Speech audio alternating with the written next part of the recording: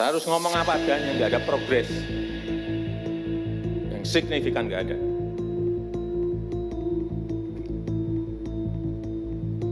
Kalau mau minta perpu lagi, saya buatin perpu. Kalau saudara belum cukup, asal untuk rakyat, asal untuk negara, saya pertaruhkan reputasi politik saya. Sudahlah Anies, ditulis oleh Panjat. Anies Baswedan sepertinya sedang berada dalam posisi maju kena, undur kejedot.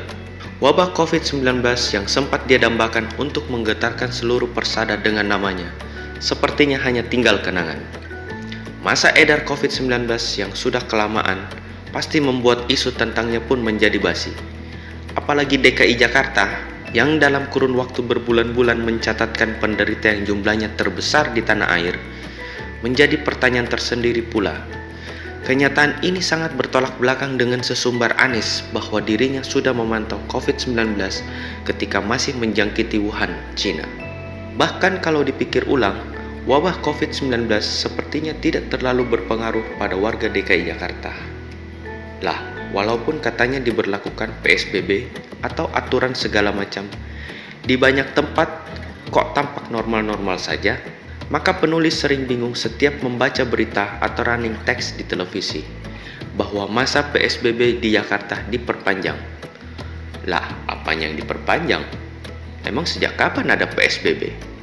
Yang bisa menyelamatkan muka Anies dari masalah COVID-19 ini mungkin karena posisi DKI Jakarta sebagai peringkat atas jumlah penderita sejak beberapa minggu lalu telah diambil alih oleh Provinsi Jawa Timur. Orang usil menyebut hal itu dikarenakan gubernurnya suka bersantap siang dengan sembarang orang.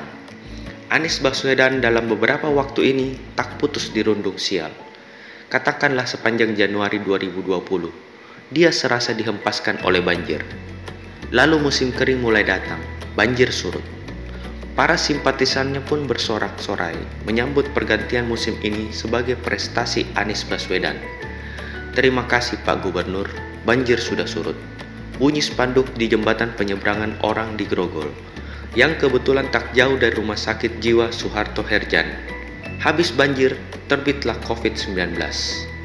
Gak benar merasa cumrigah dan menikmati konferensi pers tanpa jaga jarak. Entahlah, apakah para juru warta itu merasa tenang dan aman karena bakal diguyur kertas-kertas berwarna biru merah yang bisa saja diklaim oknum-oknum itu sebagai anti COVID-19. Orang usil menyebut mereka sebagai wartawan. COVID-19 tetap merajalela, tetapi karena sudah kelamaan, warga pun menjadi tidak peduli. Sebab hidup harus terus berlanjut. Maka berita-berita jumlah positif sembuh meninggal sudah dianggap sebagai fenomena biasa. Tak ada lagi yang bisa diharapkan dari COVID-19 untuk mendongkrak elektabilitas. Kesialan Anies semakin nyata, karena pendaftaran penerimaan peserta didik baru PPDB pada medio Juni 2020 yang lalu dikecam dan diprotes masyarakat. Mungkin bukan salahnya, sebab kebijakan itu berasal dari kementerian terkait. Tetapi yang namanya di demo masyarakat, itu tetaplah mencoreng muka pejabat. Memang sangat tidak masuk akal, sistem zonasi sekolah kok ditentukan berdasarkan usia. Semakin tua usia calon siswa, diprioritaskan untuk mendapatkan sekolah yang lebih dekat ke rumahnya.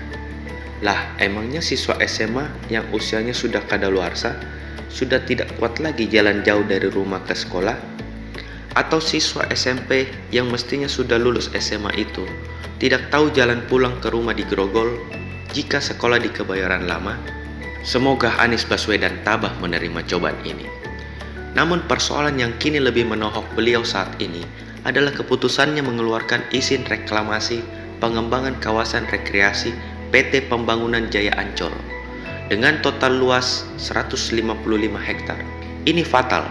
Sebab Anies Baswedan semasa berkampanye untuk Pilkada DKI 2017 silam justru dengan tegas dan keras menolak reklamasi.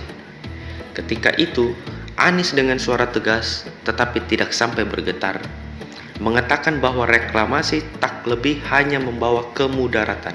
Mengapa kami menolak reklamasi? Karena memberikan dampak buruk kepada nelayan kita dan memberikan dampak kepada pengelolaan lingkungan, kata Anies Baswedan dalam sesi debat putaran kedua Pilkada 12 April 2017. Kini terbukti bahwa itu cuma bualan. Justru sekarang, keberadaan Anies lebih membawa kemudaratan perihal reklamasi ini. Mengapa? Meskipun dia kini menjilat ludahnya sendiri dengan melanjutkan reklamasi, apa keuntungan yang diperoleh oleh Pemda DKI?